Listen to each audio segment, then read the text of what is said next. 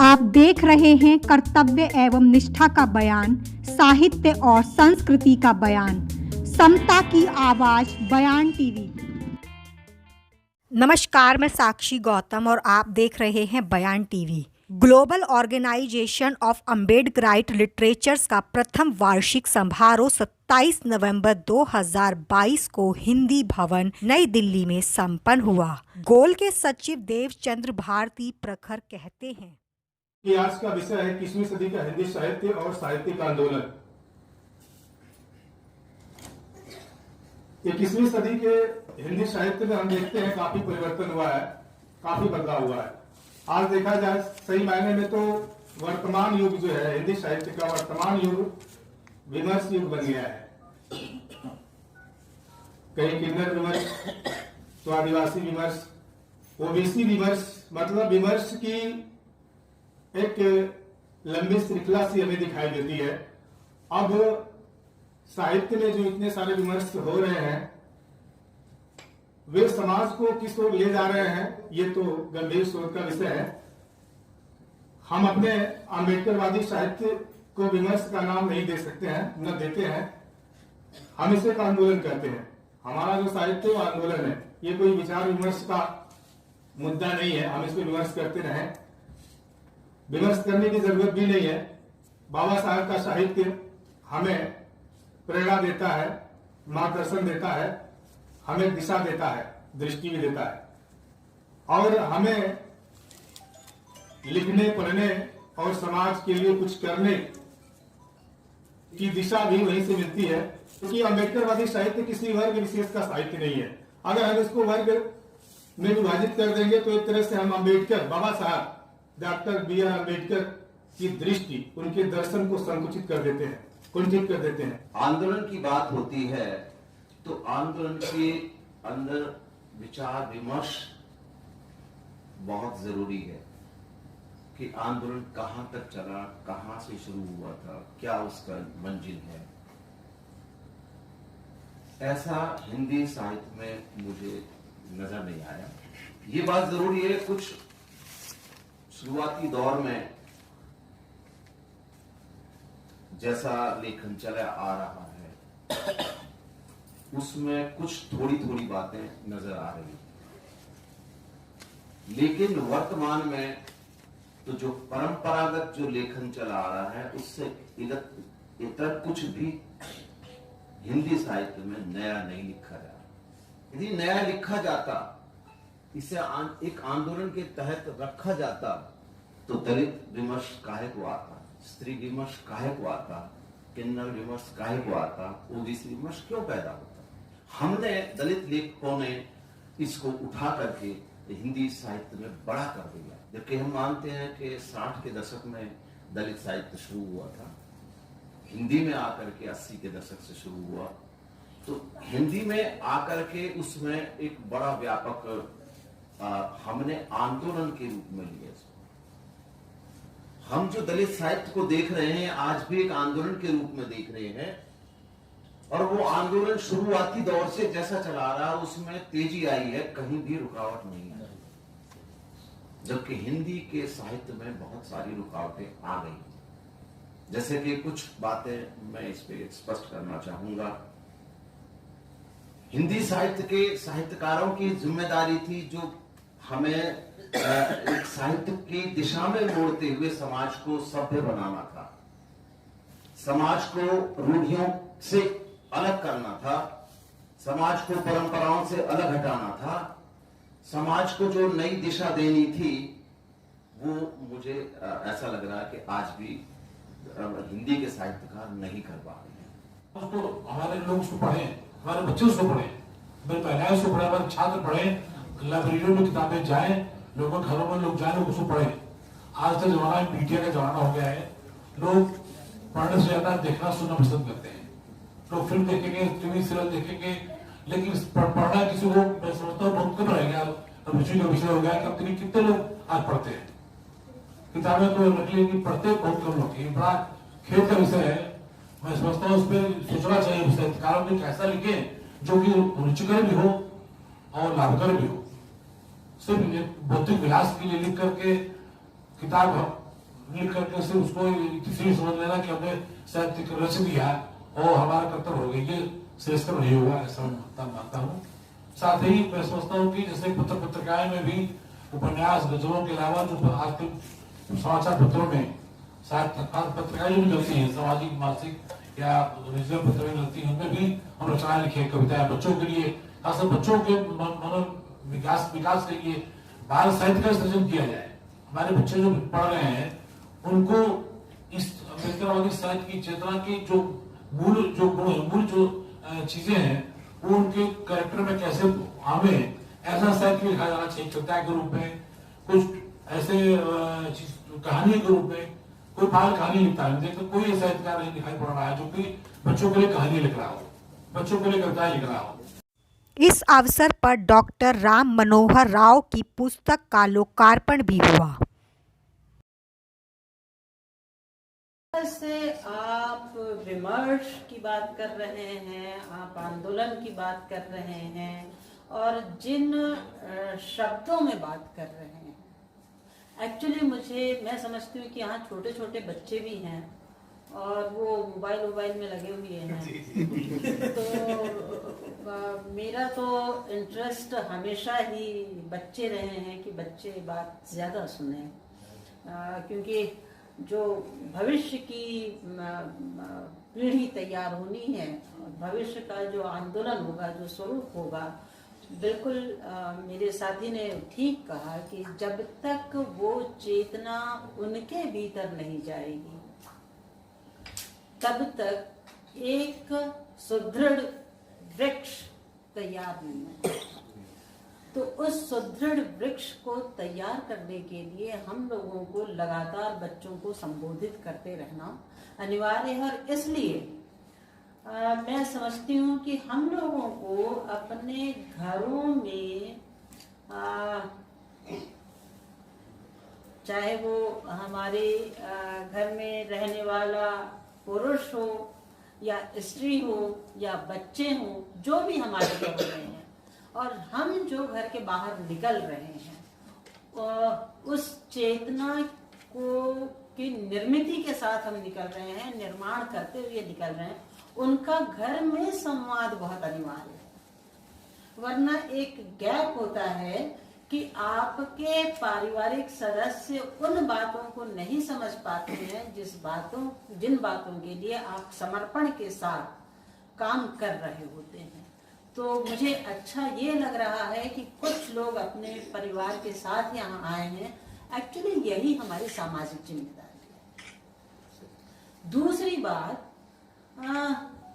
हम अपने घर से बाहर निकलकर कदम रखते हैं तो ही हमारी सामाजिक प्रतिभागिता, सहभागिता बन जाती है। तब तो ये लेखन है, और लेखन का मतलब है हम सीधे सीधे राजनीतिक हस्तक्षेप कर रहे हैं।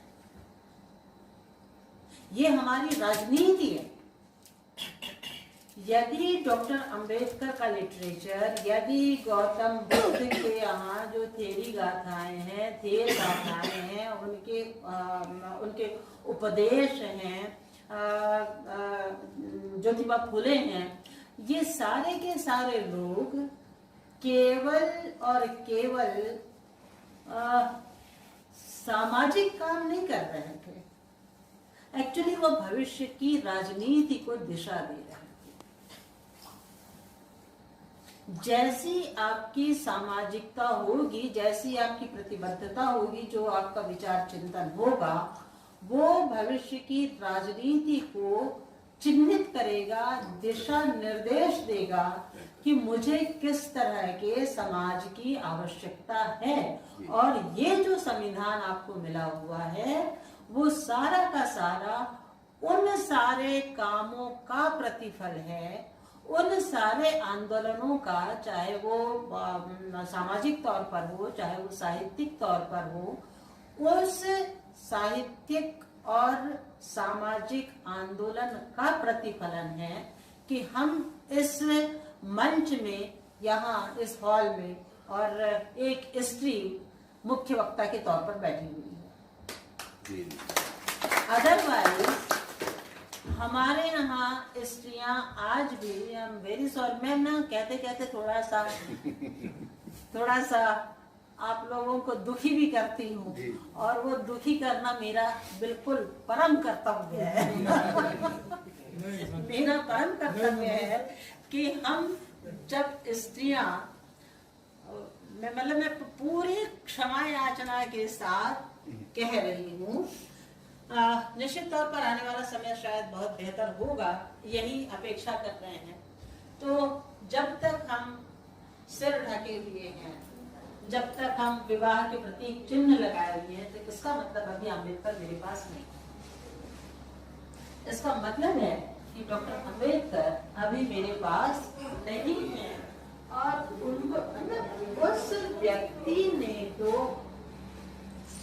ज्योतिबा फुले की मृत्यु और उसके अगले वर्ष डॉक्टर अम्बेडकर का जन्म, इन दोनों ही ने महाराष्ट्र की भूमि को अपने सचेत कर्तव्य के साथ जिस तरह से सींचा, हमारा भारत उससे तैयार हुआ है। आप लोग ये देखिए कि हम गांधी जी की बात करते हैं, मैं बच्चे आप लोग सुन रहे हो ना, पीछे आखिरी में दोनों बच्चे, मेरी नजर है आप लोगों पर।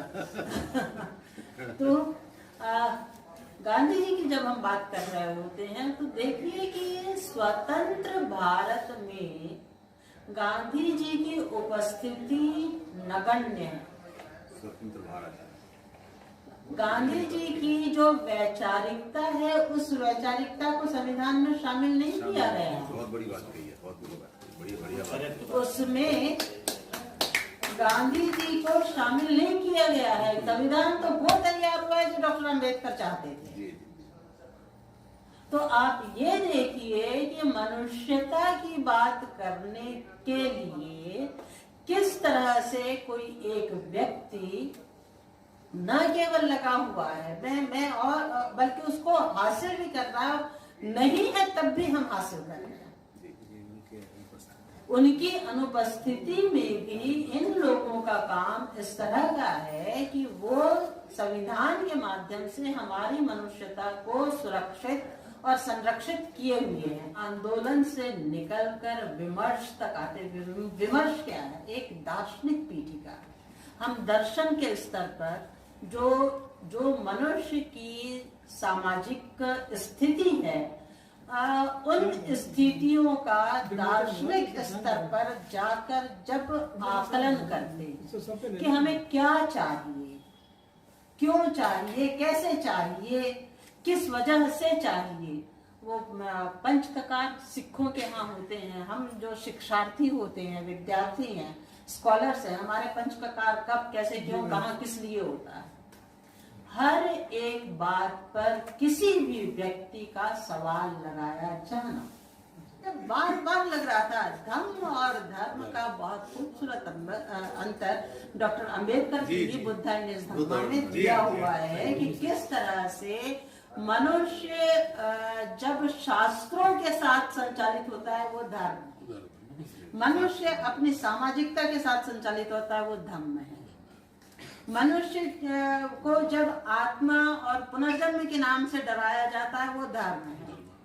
मनुष्य को जब अपने व्यवहार को ठीक करने के लिए कहा जाता है वो धम्म है।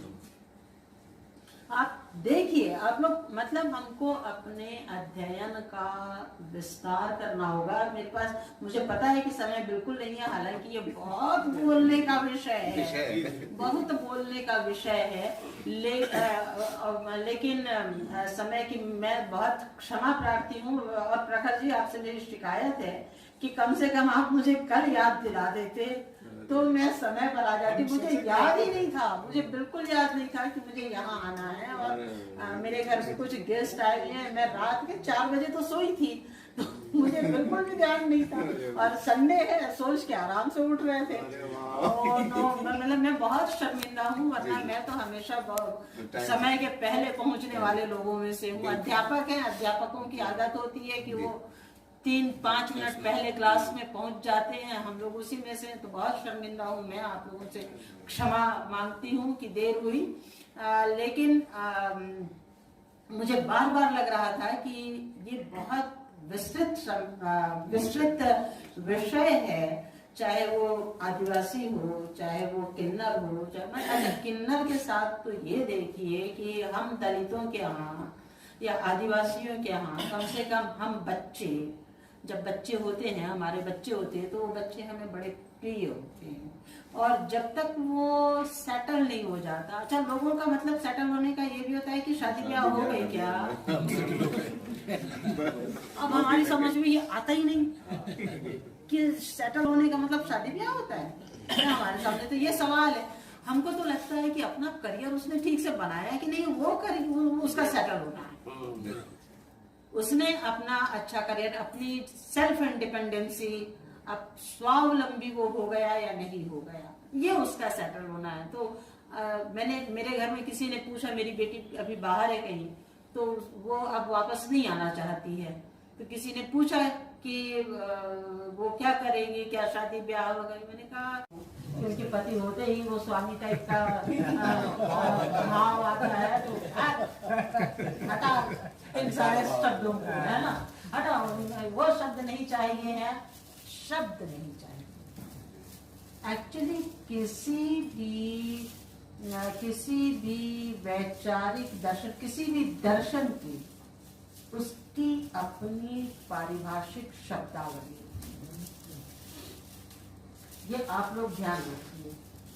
किसी भी वैचारिक दर्शन की अपने, चाहे हम दलित साहित्य कह रहे हो, अम्बेडकरवाद कह रहे हो, फुले अम्बेडकरवाद कह रहे हो, मार्क्सवाद कह रहे हो, मनोविश्लेषणवाद कह रहे हो, जिस भाषा में मनोविश्लेषणवाद को समझा जाएगा उसमें मार्क्सवाद नहीं समझा जा सकता। जिसमें मार्क्सवाद समझा जाएगा उसमें अम्बेडकरवाद नहीं समझा जा सकता। जिसमें अम्बेडकरवाद समझा जा सकता है उसमें गांधीवाद नहीं समझा जा सकता। इन सब की भाषाएं, इन सब की पारिभाषिक टर्मिनोलॉजी, ये जो टर्म्स हैं इनके अलग होते हैं। तो हमें शब्दों के चयन में और खासकर जो लेखन में है, उनको उन शब्दों के चयन में बहुत सावधान होना होगा। यदि मेरे मुंह से भाग्य निकल गया, सौभाग्य निकल गया, दुर्भाग्य निकल गया, तो आपने पूरा कचरा कर दिया, पूरा मटिया मेट कर दिया, धूल दूषित कर दिया। आपने आत्मा कहा कि मेरी आत्मा प्रसन्न हो गई, तृप्त हो गई, आपने धूल दूषित कर दिया। आप अम्बेडकरवादी नहीं हो सकते। तो आपको तय करना होगा कि लेखन एक बड़ी सामाजिक राजनीतिक जिम्मेदारी है। जब जब मैं गहरे कुएं में उतरना चाहा, हर बार तूने खोद दी चौड़ी का खाई। कुएं में उतरने से पहले बड़ी मशक्कत करनी पड़ती है पार पाने के लिए खाई से। बाबा साहब ने समाज बदलने की बात कही थी। बुद्ध ने समाज बदलने के लिए घर छोड़ा था, और हम साहित्यकारों का भी जिम्मेदारी बनती है कि भाई हम समाज को कितना बदल पा रहे हैं। समाज में आज भी अंधविश्वास, पाखंडवाद, बलात्कार, शोषण पहले से ज्यादा हो रहा है। तो हम उसके लिए क्या कर पा रहे हैं? क्योंकि जो बात आपने कही वो मैंने सुनी, मैंने कही आपने सुनी, लेकिन 80% हमारा समाज गांव देहातों में रहता है, उन तक ये बात कैसे पहुंचेगी? तो हम समाज को किस तरीके से बदलना चाहते हैं, किस तरीके, जब हमारी बात उन तक जाएगी ही नहीं तो हम समाज को बदलने की बात कैसे करते हैं? तो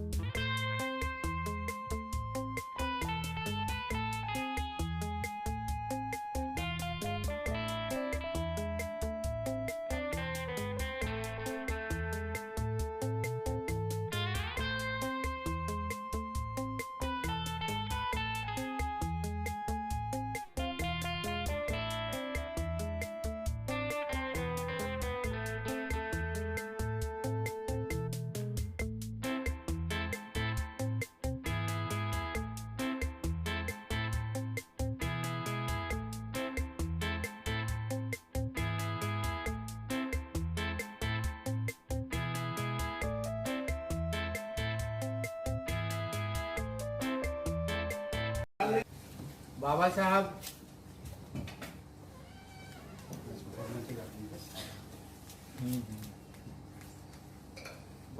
डॉक्टर भीमराव अंबेडकर जो हमारे प्रेरणा स्रोत तो है ही, जिनकी वैचारिकी को लेकर हम आगे बढ़ रहे हैं साहित्य में।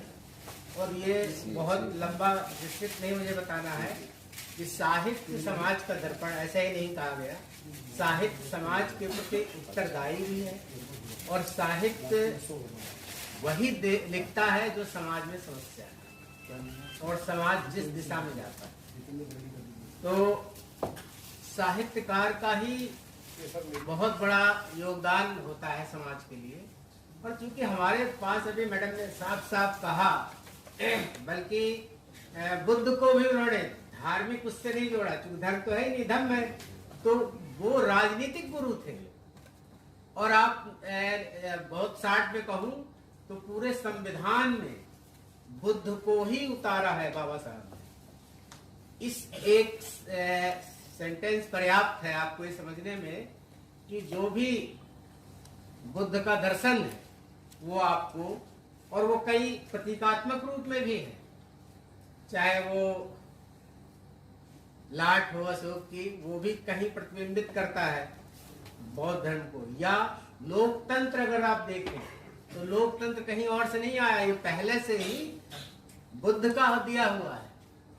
तो संक्षेप में अगर कहें तो बुद्ध का पूरा दर्शन बाबा साहब के विचारों में है और बाबा साहब के ही विचारों को संविधान में उन्होंने बड़े तरीके से उसको दिया गया है।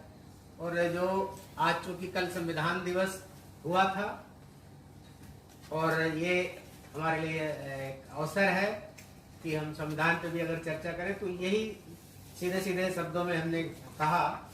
और जो अभी तक चर्चा जो हमारा हिंदी साहित्य का आंदोलन जो 21वीं सदी की बात है, वो दरअसल मैं थोड़ा सा क्लियर करना चाह रहा हूँ कि हिंदी साहित्य ठीक है, हम भी साहित्यकार हैं, जो भी हिंदी में लिखता है सब साहित्यकार है, लेकिन उनका प्रयोजन क्या है।